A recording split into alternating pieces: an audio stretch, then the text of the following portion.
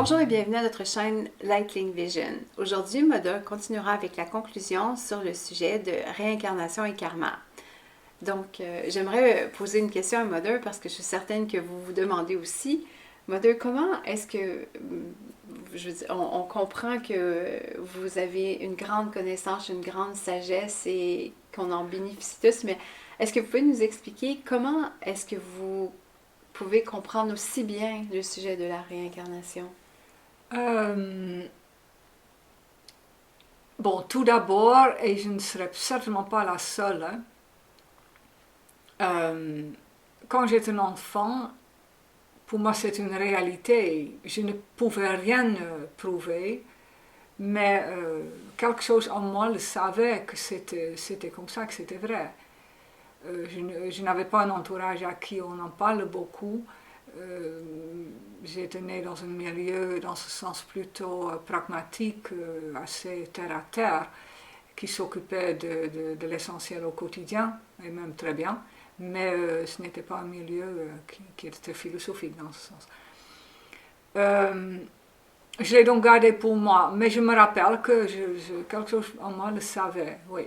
Et je l'ai plus tard dans ma vie, j'étais déjà dans l'adolescence, j'avais peut-être 17 ans, 16 ans. Je me suis réalisée, je m'intéressais à l'astrologie, et là je me suis réalisée que cette notion de réincarnation et de karma que je portais en moi, j'ai retrouvé des bases dans l'astrologie pour ce savoir. Il y avait encore autre chose aussi. Je me rappelle dans un contexte qui est un peu difficile à donner ici dans ce cadre en 2 minutes. Mon père m'a dit un jour qu'il s'était réveillé un matin et bon, il avait déjà au moins 26, 28 ans, je crois, il n'était plus jeune. Il a dit qu'il se réveillait un matin et je dirais moi-même avec mes mots, il s'était trompé de porte. C'est-à-dire que d'un seul coup, il n'était pas dans le corps actuel dans lequel il était censé de se réveiller, mais il se réveillait dans une autre configuration. Et il a dit, j'étais debout, d'un seul coup il a dit, et je regardais vers mes pieds et je portais des chaussures d'un Romain, des sandales, comme tu vois dans les musées des Romains ou sur des tableaux. Il regardait ses pieds et c'était des chaussures d'un Romain. Et il se réalisait en une seconde qu'il était dans une vie, il était là engagé dans l'armée romaine. Mais parce que ce n'était pas du tout là où il devait se réveiller, il a changé il a dit, je me suis réveillé en quelque sorte. Et là, il était dans son lit habituel, dans cette vie. Et il a très longuement encore dans sa vie réfléchi, très souvent, à ce vécu. Très souvent, cette image lui est revenue dans toutes sortes de situations. Jusqu'au jour où un voisin qui était enseignant dans une école primaire, je crois, des enfants de 11-12 ans, et parce que je n'habitais à ce moment-là déjà plus à la maison, donc je me rappelle de ce fait. Et il avait demandé à mon père s'il voulait venir une matinée parler devant sa classe sur les Romains, dans un cours d'histoire. Et mon père il regardait, il a dit, tu demandes ça à moi? Et le voisin a dit, oui, parce que je t'observe depuis bon nombre d'années, et je trouve que tu as tout d'un Romain dans ta façon de faire. Et mon père était emmené de nouveau à son rêve, qui n'est pas un rêve, mais une réminiscence de notre vie. Lui, il pense que c'est un rêve. Et il a fait. Et chose curieuse, c'est qu'il a parlé toute la matinée, entre 8h30 et il était midi, quand il s'est arrêté. Et il a donné de multiples détails sur la vie romaine et sur la vie dans l'armée romaine. Des détails qu'aucun historien ne connaît. Et il était lui-même, je pense, mon père, en premier, complètement étonné de ce qui sortait de son subconscient. Parce que c'est là où les traces de vie antérieure restent gravées. Mais le voisin n'était absolument pas étonné. Lui, il a trouvé ça merveilleux et il a dit, mais écoute, pour lui, c'était sûr que mon père avait été un Romain. Il a dit, mais c'est merveilleux. Il a dit à mon père, vraiment, les élèves n'ont pas bougé pendant 3h30. Il a dit, ils sont jamais si tranquilles dans ma classe. Il a dit, mais ils ne t'ont pas lâché pendant 3h30. Ils ne voulaient rien rater.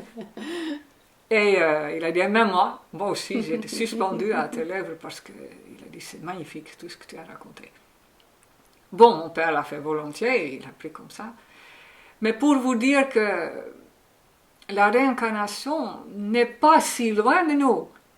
Et je ne dis pas maintenant qu'on doit s'occuper pour chercher une aventure agréable dans notre vie de tous les détails du passé, parce que ça c'est une des raisons pourquoi souvent on trouve la réincarnation et le karma des sujets un peu douteux, parce qu'on dit oui, mais à quoi ça sert de dire que tu étais Napoléon ou la reine Marie-Antoinette, etc. Je suis d'accord. Le but n'est pas du tout d'aller à la recherche des détails succulents. Mais je dirais, dans le cas de mon père, c'est un homme très dans la matière, dans le bon sens, parce que ça aussi, ça venait de sa vie probablement en tant que Romain, malgré le fait qu'il était dans l'armée. Mais je pense qu'il a peut-être même eu d'autres vies dans cette période romaine.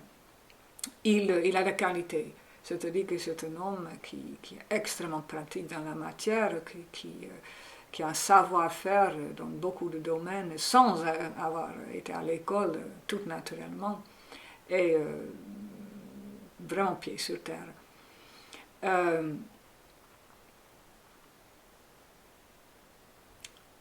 Je dirais que pour mon père, c'était utile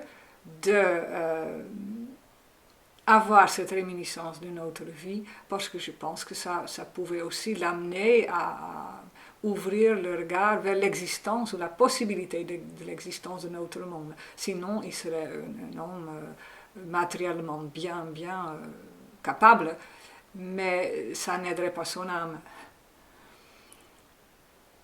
Je pense que pour d'autres individus, c'est pareil. Inclure déjà comme idée la réincarnation et le karma dans ton raisonnement, en tenir compte, en vouloir en tenir compte, ou t'ouvrir à cette possibilité que ça existe, ça va aussi permettre à la vie de te mettre peut-être en face des expériences qui peuvent t'éclairer sur des situations dans ta vie, qui sinon restent de simples énigmes ou inexplicables. Si tu ne cherches pas à aller plus loin, ça peut suffire. Et pourtant, je pense que quelque part, et ça j'ai vu aussi avec mon père, un individu doit rester avec un point d'interrogation sur beaucoup d'aspects de sa vie, si tu ne l'introduis pas. Il y a trop de choses qui sont inexplicables, sinon. Et j'ai aussi vu l'utilité oui, souvent aussi dans des rapports entre enfants et parents. Pourquoi certains enfants naissent chez toi dans la famille, tandis que tu aurais bien voulu qu'ils seraient nés ailleurs. Vous comprenez ce genre d'énigme. Ça a vraiment son utilité. Mais encore une fois, le but n'est pas du tout qu'on va essayer d'en faire un livre de la vie sensationnelle. C'est pour mieux comprendre aujourd'hui, pour résoudre les défis d'aujourd'hui mieux, s'il y a des aspects qui sont très difficiles à comprendre sans une autre notion. Voilà. J'ai l'idée de Steve Jobs qui me vient en tête parce que lui, il croyait à la réincarnation. Steve Jobs. Oui. Parce que, puis on peut même en fait constater que toutes ces connaissances venaient d'ailleurs, parce que je veux dire, il y avait une vision tellement futuriste qui était exceptionnelle. Oui. Donc, je pense qu'il y a plusieurs personnages autour de nous qui ont des réminiscences justement de vie antérieure, parce que toutes ces connaissances qui sont là très très jeunes. Je suis d'accord. Souvent, s'il y a des choses étonnantes dans la vie d'un individu, des talents insoupçonnés, des dons, des capacités, un savoir-faire sans que la personne ait allée à l'école, ou un caractère exceptionnel dans le bon sens, ou peut-être parfois aussi dans le mauvais sens. Tout ce qui est de nature exceptionnelle, tu ne t'y attends pas parce que la personne n'a pas suivi une formation pour ça, ou elle est très douée pour la musique par exemple, tandis qu'elle est née dans une famille qui n'a aucun don pour la musique. Il y a plein de situations dans la vie où il y a des choses qui apparaissent qui ne peuvent pas s'expliquer, pas des explications habituelles. Je dirais à ce moment-là, la notion de réincarnation et karma n'est pas une panacée pour donner une explication facile à tout, non, mais c'est juste pour ouvrir une porte, pour que petit à petit, ton intuition, ton savoir qui vient de le subconscient, va te révéler dans ta conscience la raison profonde derrière cette situation, le but. Et le but si tu lis le but dans la vie à des notions comme réincarnation et karma, tu ne vas jamais tomber dans le sensationnel. Parce que les notions de réincarnation et karma ne sont pas du tout sensationnelles, spirituellement parlant.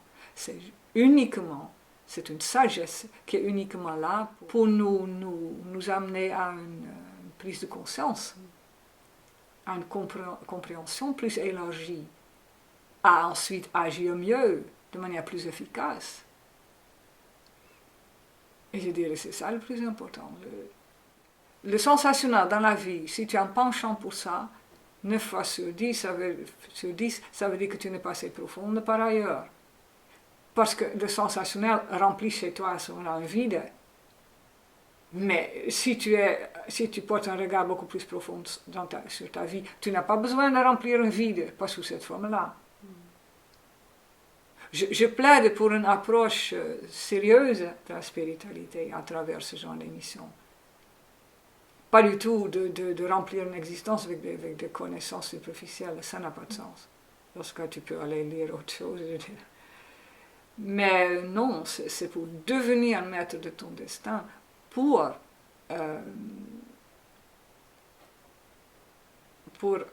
pas remplir ta vie, mais pour créer un contenu à ta vie qui a du sens et qui te rend toi-même un être plus crédible, plus profond, plus complet. Et je pense que c'est ça mon but surtout. Et le reste pour moi n'a pas de sens. Le reste, je dirais, on n'a pas besoin de moi parce que les autres s'en occupent déjà. Oui, puis c'est pour ça que je dis que c'est une chance de vous avoir ici avec nous et que vous ayez accepté de répondre à nos questions parce qu'on sait que votre plus grand bonheur serait que nous prenions conscience de notre âme puis qu'on travaille vers dans le bon sens pour évoluer et pour que la Terre soit peuplée de gens qui veulent le bien-être de tout le monde. Oui, je dirais, mon but, si je peux me permettre de dire comme ça, c'est d'amener les personnes, les gens, les humains, je ne suis pas la seule certainement, mais vers un contact avec leur âme pour qu'ils puissent résoudre eux-mêmes les défis de leur vie mieux et ainsi créer ensemble un meilleur monde. Ça commence par le contact que vous entretenez, oui ou non, de manière plus consciente avec votre âme. Parce que votre âme vous parle la nuit. Chaque fois quand vous vous endormez, vous êtes de nouveau dans cette réalité. Mais quand vous vous réveillez, vous êtes dans une autre réalité. Et il n'y a pas de lien. Construire ce lien de manière plus consciente, ça, c'est un de mes buts. Parce que là, vous allez trouver des réponses au quotidien sur vos questionnements qui vous sont donnés la nuit, mais dont vous ne vous souvenez en général plus rien. Et ensuite, vous devez aller partout pour que d'autres vous conseillent. ça peut marcher, mais pas toujours. Je dirais chaque être humain porte déjà beaucoup de réponses en lui. Maintenant, il faut qu'il trouve le chemin vers ces réponses. Et ça, c'est un de mes buts. On parle tout le temps de la liberté de l'homme et de son indépendance. Allons vers ça. J'espère que vous avez apprécié ces sages conseils et que vous allez nous écrire si vous avez des questions et si vous avez des idées de sujets pour les prochaines émissions. Abonnez-vous pour ne pas manquer les prochaines vidéos et sur ce, nous vous saluons et à bientôt.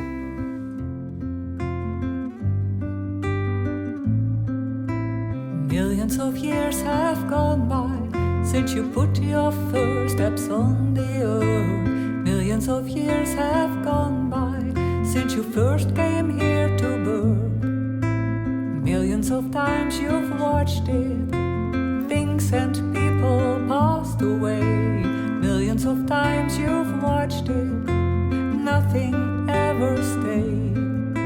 How come you still can't give up this illusion? How come you still prefer to dream, dreaming on? When will you wake up to a true life? Dreaming on. Your eyes are closed, you do not notice. Dreaming on. And what will make you see? Dream on. A new reality.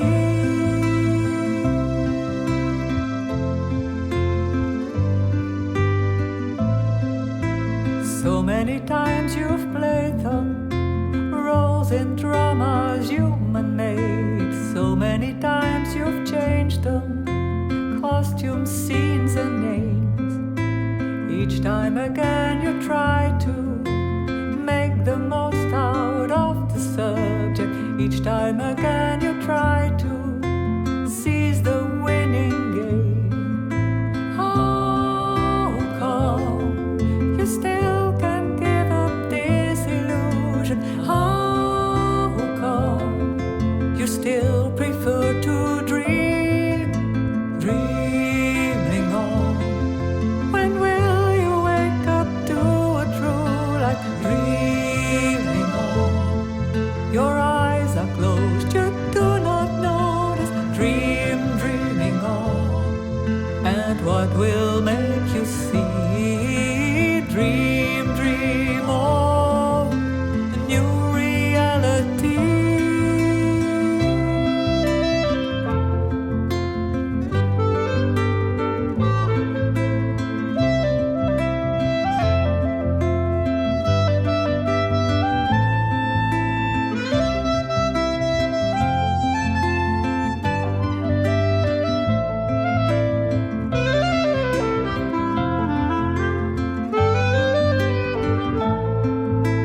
Dreaming on. When will you wake up to a true life? Dreaming on. Your eyes are closed, you do not notice. Dreaming on. And what will make you see? Dream on. A new reality. Dreaming on. When will you wake up to a true life? Dreaming on. Your eyes are closed, you do not notice. Dreaming on. And what will make you see? Dream on. A new reality.